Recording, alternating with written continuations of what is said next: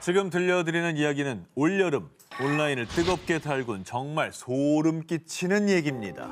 칼바람이 불던 1월의 어느 날 A씨는 지하철 2호선 서울대 입구역에서 1시 7분 신도림 방면 전철에 탑승했는데요. 왜 출발을 안 하지? 문은 왜 다시 열리는 거야? 그리고 그때 열린 전철문 사이로 보인 충격적인 광경. 분명히 A씨는 서울대 입구역에서 전철을 탔고 전철은 출발하지도 않았는데 플랫폼 벽면에 떡하니 적혀있는 사당역.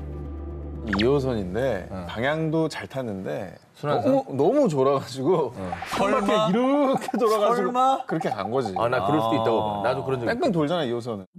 마치 순간 이동이라도 한 듯 순식간에 뜬금없이 사당역에 던져진 A씨. A씨와 같은 전철에 탑승했던 커플 역시 당황을 금치 못했고요. 뭔가 이상한 기운을 느낀 A씨와 커플은 미친 듯이 출구를 향해 뛰었는데요. 그리고 그때 정말 소름 끼쳤던 건 A씨가 지나친 계단 아래 보이던 시커먼 폐허.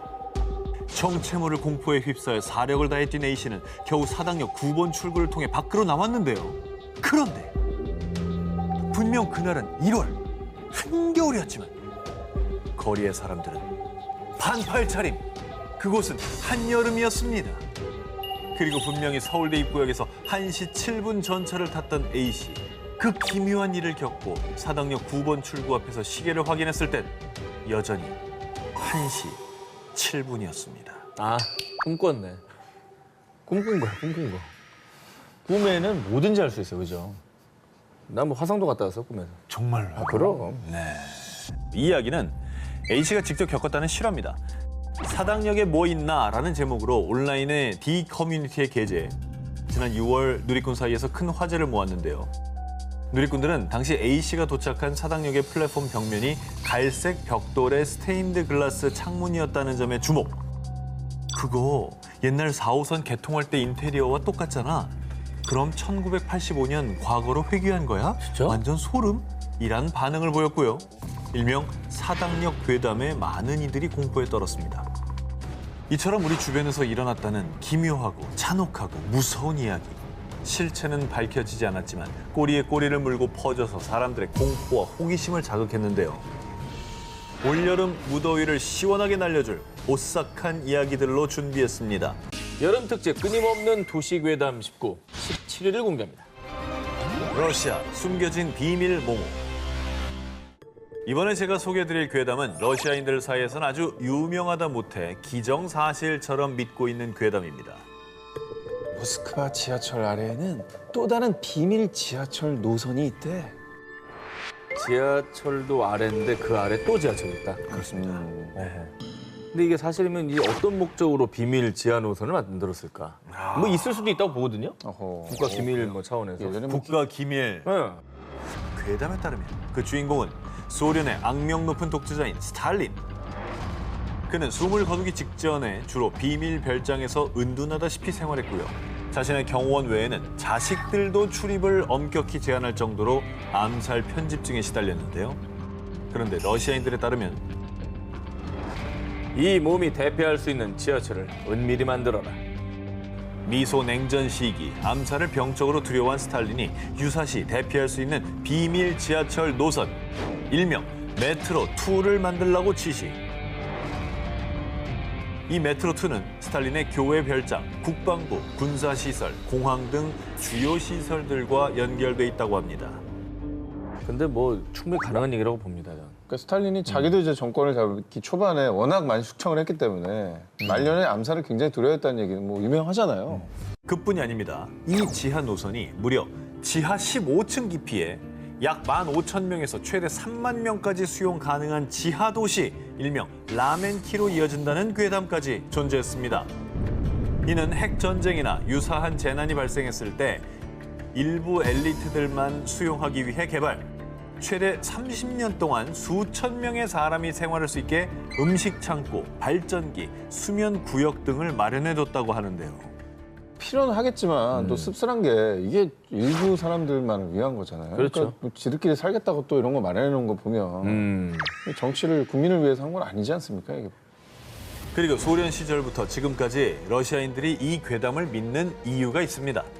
냉전 시대 미국 국방부에서도 메트로2의 존재를 의심. 1991년 메트로2로 추정되는 노선도를 공개하기도 했고요. 그리고 소련 붕괴 이후 소련 출신 정치인들이 비밀 지하철 노선이 있다고 증언하기도 했는데요.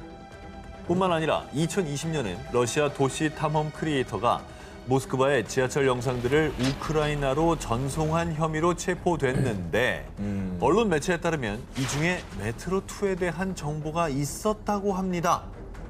하지만 소문만 무성할 뿐 그 실체는 정확히 드러나지 않은 상태. 일각에선 지하에 기밀 시설은 있으나 괴담 속 메트로2는 과장된 것이라고 일축. 그리고 러시아 당국은 메트로2에 대해 인정도 부정도 하지 않고 있습니다. 여름 특집 끊임없는 도시 괴담 19 4위 공개합니다. 약수터에 모모가 나타난 이유. 2001년 8월 경상남도 사천의 어느 산. 밤 9시쯤 A씨는 약수터를 지나고 있었습니다. 그 순간. 귀신이다! 사람 살려! 귀신을 보고 혼비백산에 산에서 내려온 A씨. 그런데 약수터에서 귀신을 봤다는 사람은 A씨뿐이 아니었습니다. 같은 달 다른 동네 주민 2명 또한 저녁 무렵 약수터에서 소복을 입은 귀신을 목격. 놀라서 뛰어 내려왔다고 하는데요. 야, 이거는 뭐 비슷한 옷차림으로 여러 명이 보셨다는 거잖아요. 그렇죠. 이게 뭔가 있는 것 같아. 혹시 사람인데 이 잘못 보고 착각한 건 아니겠죠? 과연 그럴까요? 새벽에 일찌감치 약수터에 올라갔던 한 노인에 따르면 약수를 담던 중에 누군가가 뒤에서 바가지를 쓱 건넸다는 겁니다. 이렇게요? 그렇죠. 굉장히 무섭네요.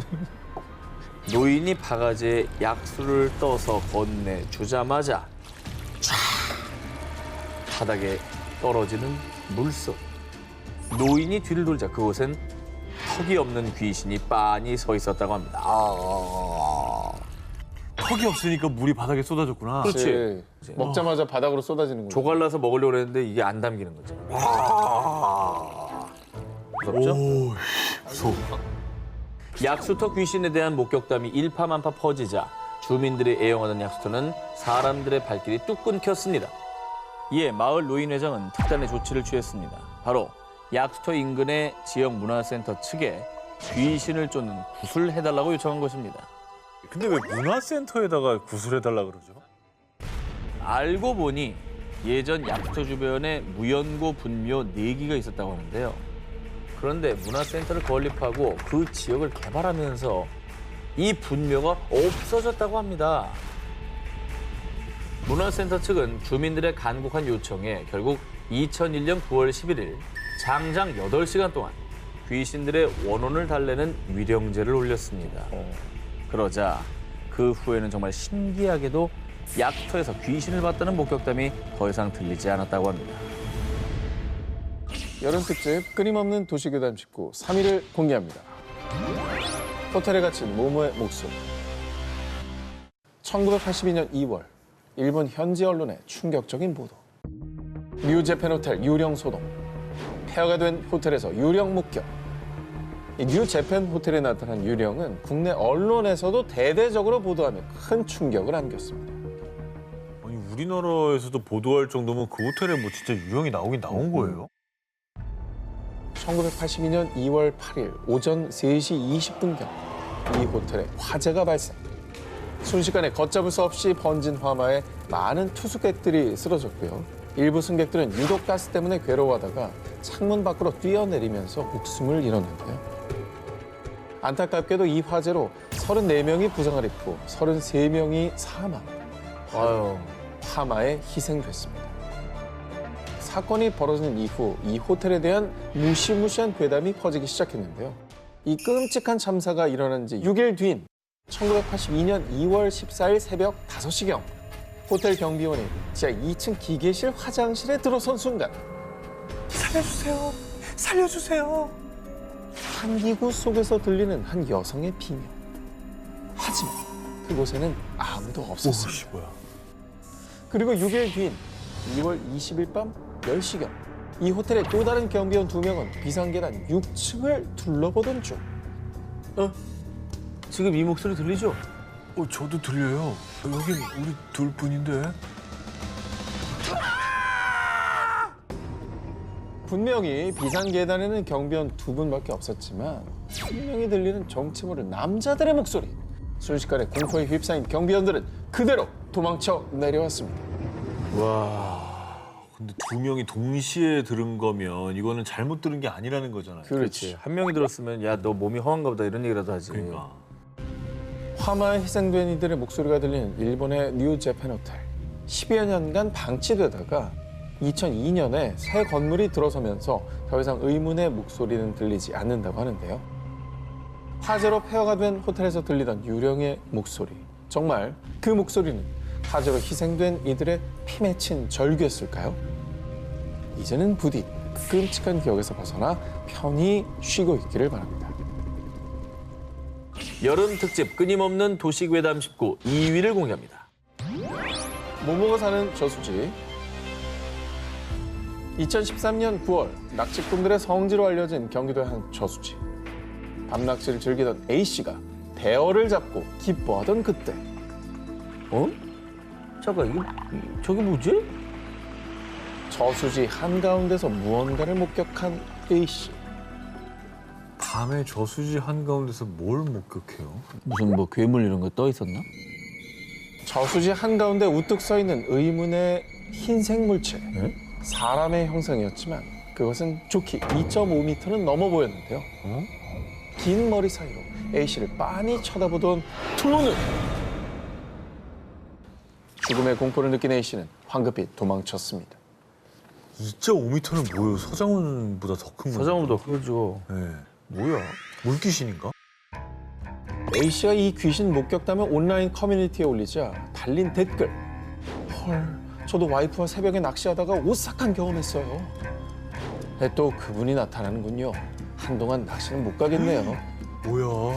이 저수지는 물귀신이 자주 출몰하는 곳으로 이미 유명했습니다. 아니 위령제도 올렸었나 봐요. 왜요?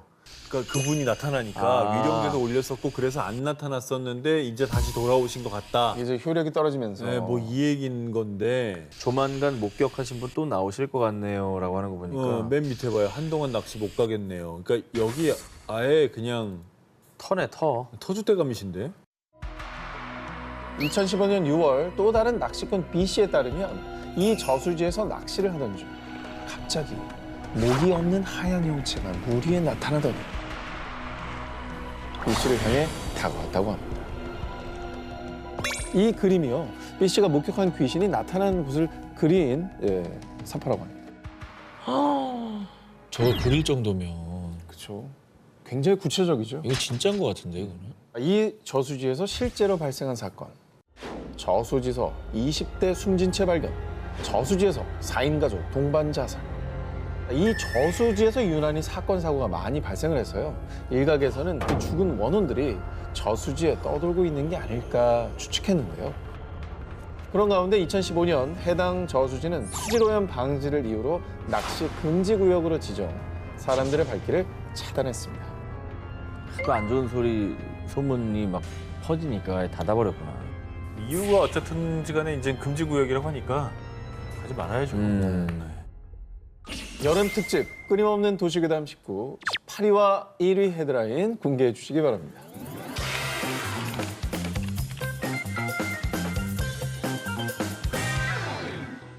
(1700년대) 초반 조선시대. 당시 사람들을 극도의 공포로 몰아넣은 아주 기괴한 괴담이 있습니다. 아니 옆 동네 박씨 집에서 또 애가 없어졌다며? 아휴, 올해 들어서만 내 집이 몇 번째야. 아니 불안해서 애들을 두고 어디 일도 못 가겠다니까. 그 당시 어린아이들이 갑작스레 사라지는 경우가 비일비재했다는 겁니다. 야, 이거 뭐 애들이 납치당한 거예요? 그러니까 그러면? 뭐 인신매매 같은 게 있었나? 아이들이 갑자기 사라진 이유가 무엇이냐? 당시 조선 일대 파다했던 소문. 사라진 애들은 아주 사악한 주술에 희생당한 거래. 이 사악한 주술, 일명 연매에 관한 이야기는 조선 후기 실학자 성호 이익이 천지 만물 등에 쓴 저서 성호사설 제5권에 자세히 적혀 있습니다. 연매는 주로 무당들이 어린아이를 납치하는 곳에서부터 시작. 배가 고파요. 밥 좀 주세요. 납치한 아이는 겨우 명을 붙잡고 있을 만큼만 아주 조금씩 음식을 줘서요. 살이 쪽 빠질 때까지 방치. 그렇게 아이가 바짝 마르다 못해 죽기 직전까지 이르렀을 때 이제 때가 왔군. 아가, 여기 음식 있으니까 마음껏 먹으렴.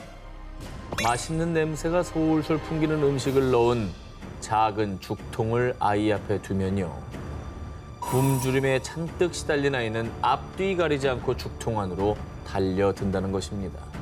그리고 아이가 음식을 먹기 위해 죽통 안으로 들어간 바로 그때 날카로운 칼로 아이를 찔러 빠르게 죽인 뒤 예? 아이의 원혼이 밖으로 빠져나가는 것을 막기 위해 곧바로 입구를 봉쇄. 배고픔과 갈증, 원한과 증오로 가득 찬 상태로 죽통에 매어 죽고만 어린아이의 원혼. 그리고 이런 주술 행위를 소위 연매라고 불렀던 것입니다. 너무 살벌하고 잔혹하고. 끔찍한 얘기다. 그러니까 이게 진짜 저서에 남아있는 내용이라는 거잖아요. 실제 있었던 얘기란 얘기죠. 그러니까 왜 한 거예요, 이런 짓을? 아하. 괴담에 따르면요, 이 잔혹한 연매는 주로 신기가 떨어져 능력이 없어진 무당들이 사용했다고 합니다. 연매를 한 무당이 동네 부잣집을 돌아다니면서요, 죽통에 가뒀던 원한에 찬 아이의 영혼을 풀어 사람들에게 각종 질병 등을 옮긴 뒤 가족을 살리고 싶은가? 내게 방도가 있네. 대신 그 대가는 두둑이 내놔야 할 걸세. 사람들이 무당에게 병을 낫게 해달라고 빌면 아이의 영혼을 다시 죽통 안으로 유인, 그 질병들을 낫게 했고요. 그 대가로 돈과 곡식 등을 챙겼다고 합니다. 더 나쁘네, 더 나빠. 사악하다, 진짜. 그러니까 아이를 죽인 것도 모자라서 그걸 이용해서 또 다른 사람에게 고통을 주고 이용을 했다는 거잖아요. 일부 무당들의 삐뚤어진 욕심에 잔혹하게 희생당한 아이의 영혼들은 억울함으로 원귀가 되어 부천을 떠돌았다고 합니다. 알려진 바에 따르면 당시 조선 팔도에 이 끔찍한 연매와 관련된 흉흉한 소문이 확산, 실제로 수많은 아이가 납치, 살해당하는 사건이 발생하자 이 연매를 금지하는 왕명이 내려지기도 했다고 합니다. 진실인지 거짓인지 모를 옛 기록에 남아있는 조선의 잔혹한 주술 연매. 제발 괴담 그뿐이길 바랍니다.